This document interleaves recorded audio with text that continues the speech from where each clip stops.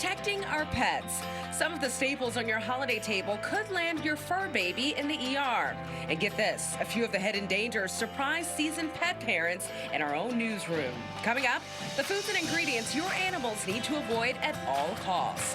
Let's do this, DMV. A jam-packed Monday edition of Good Day DC starts right now.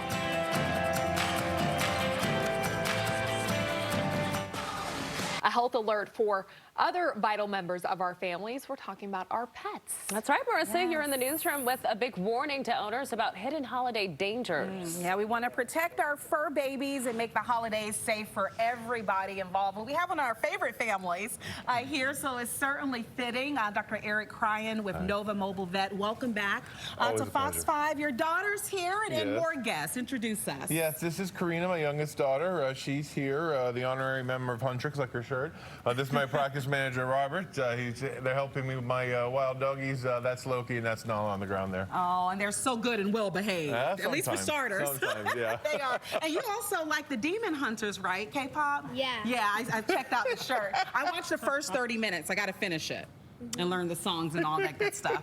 But you're here, doctor, to make sure we keep our dogs safe. So what are some of the major things we got to keep in mind ahead of Thanksgiving? Good question. Like most things, planning is always a good way to start. Giving them exercise before guests arrive, playing with them, beforehand, to get them all situated. Some dogs are going to be more nervous and stressed with a lot of guests.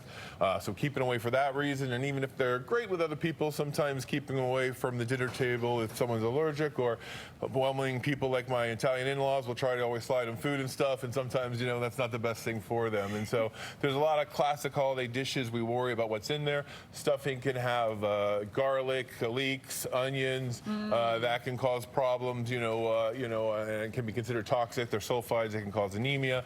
Grapes and raisins, which in my opinion shouldn't be in much of anything, but they can cause kidney issues. And definitely not in a potato salad. No, We don't exactly. put raisins in potato salad. But you mentioned, too, about getting the dogs prepared ahead of hosting people, whether it's getting them exercise, maybe creating a separate space for them if they need it. Absolutely. We often hear do not feed dogs chocolate, but it's not just chocolate. There are some other items we have to watch out for. Chocolate's well known. The methylxanthines and the caffeine in it can cause a really issue.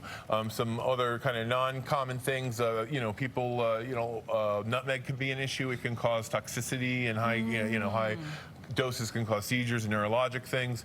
So a lot of holiday dishes in themselves will be all right, but once we make it, tasty, that can sometimes make it an issue for dogs. Plain turkey is probably all right, but after we put our marinade on it and butter and cooking, or if we fry it like, my house has been known to do to my buddy. I love a good fried turkey. It's good stuff. It's good stuff.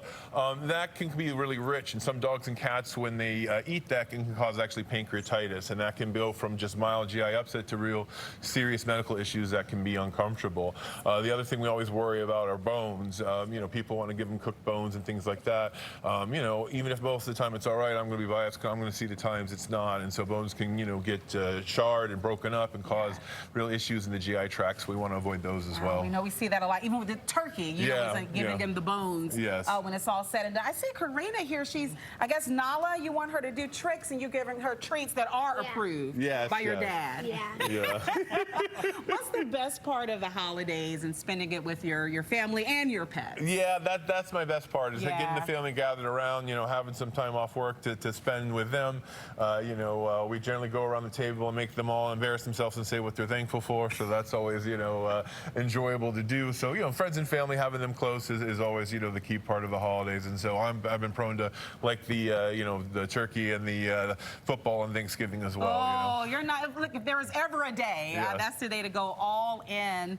Any other tips that maybe we don't talk about enough that you want to bring to light ahead of the holiday? Again, planning ahead, giving them safe space like you mentioned, so if they need a break, they can do that. Trying to think ahead, you obviously, want to not give them things they're not used to. Some dogs are going to be sensitive than others. So even, regular meals where if they, add certain things, it can be unacceptable for them and cause, GI upset and the like. So I think, the big thing is planning in advance where they're going to go, where the food's going to go, training your guests as best as possible. If they're not going to be separated. Do not give them no matter anything. how cute they are. Exactly. They can certainly work the crowd and be begging good, as shown done for their treats now today.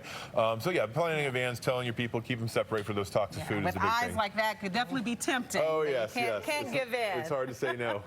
All right. Well, thank you so much for Always a coming. pleasure. I'm certainly thankful to all of you and your commitment to us here at Fox 5 and passing along this super, super helpful information. You're very welcome. And I'll let you know when I finish K-pop Demon Hunters, okay, so we can talk about it. All Absolutely. right, from our pets and Thanksgiving to helping feed the community,